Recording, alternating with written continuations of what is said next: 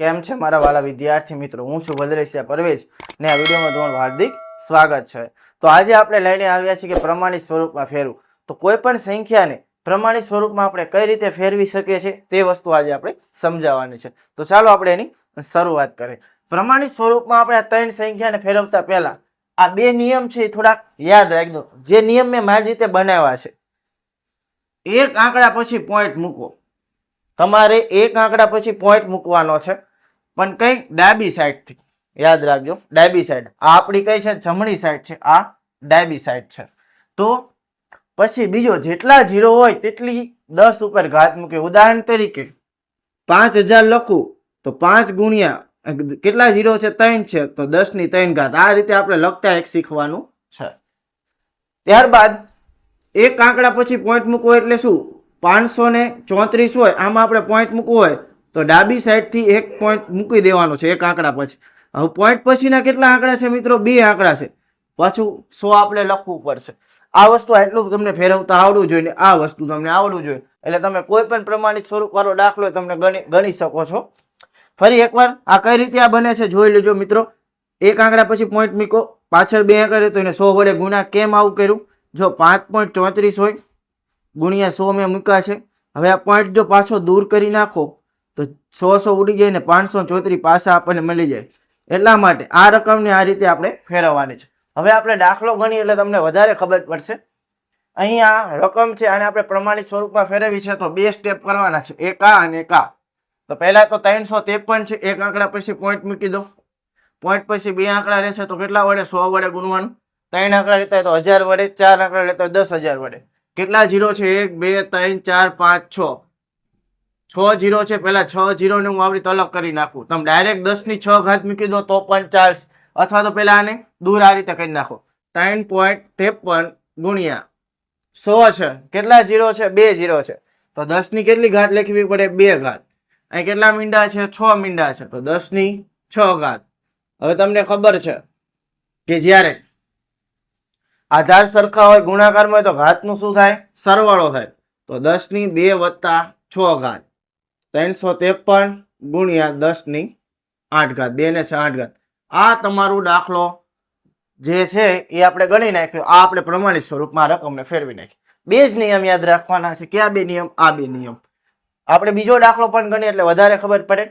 આપણી પાસે આવી કંઈક રકમ છે, તો અહીંયા પણ આપણે એ રીતે જ કરશું. કેટલા છે? 4 આંકડા છે. પહેલા એક આંકડા પછી પોઈન્ટ મૂકી દઈશું અને 345.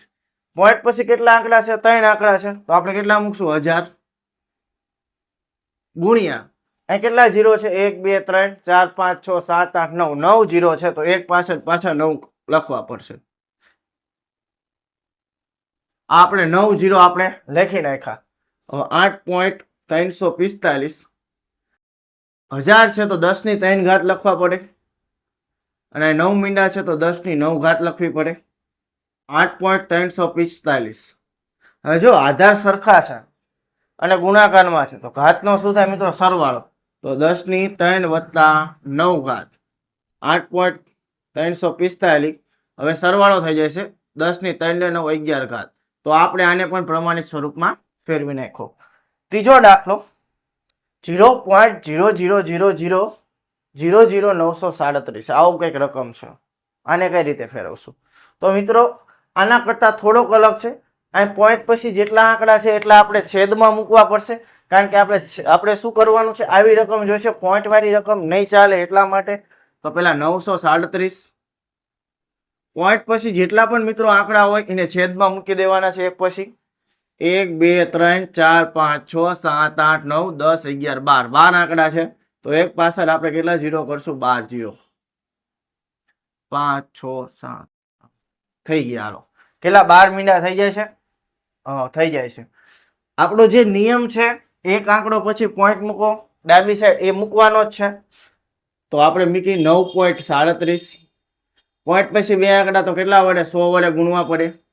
છેદમાં 12 મીંડા એક સાથે.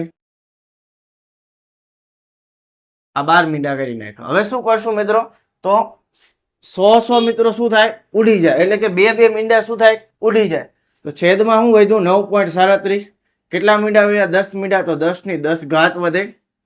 9.37 હવે આપણે તમને બધાને ખબર છે કે જ્યારે કોઈ પણ સંખ્યાની એની એક ઘાત હોય તો આપણે એકના છેદમાં એની માઇનસ એક ઘાત લખી શકીએ. એટલે કે આ સંખ્યાને આપણે પ્લસ છે આને ઉપર લઈ લેવી ગુણાકારમાં તો એ માઇનસ થઈ જાય તો ગુણ્યા 10 ની -10 ઘાત. તો આને આપણે મિત્રો આ રીતે પ્રમાણિત સ્વરૂપમાં ફેરવી શકીએ છે.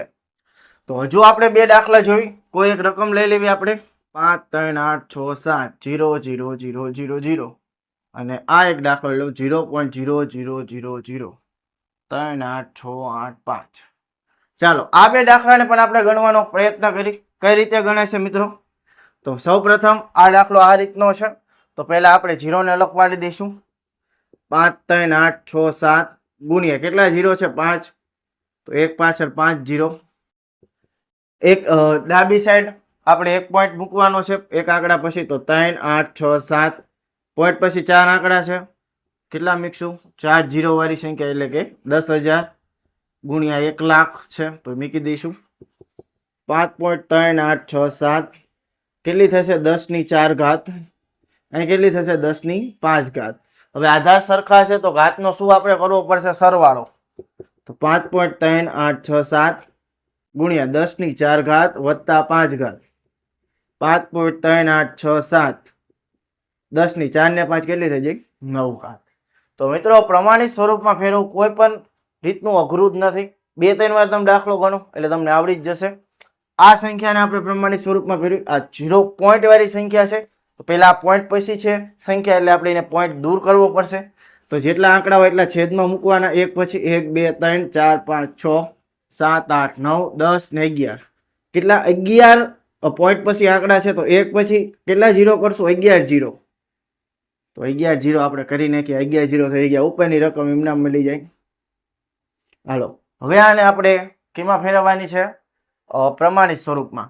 તો આને પણ પોઈન્ટ પછી એક આંકડો લખવો પડશે 8 6 8 5 ગુણ્યા પોઈન્ટ પછી 4 આંકડા રહેશે એટલે એક પછી પણ આપણે 4 0 લખવા પડે જે આપણે આ નિયમમાં જોયું હતું. છેદમાં કેટલા 0 છે? 1 2 3 4 5 6 7 8 9 11 0.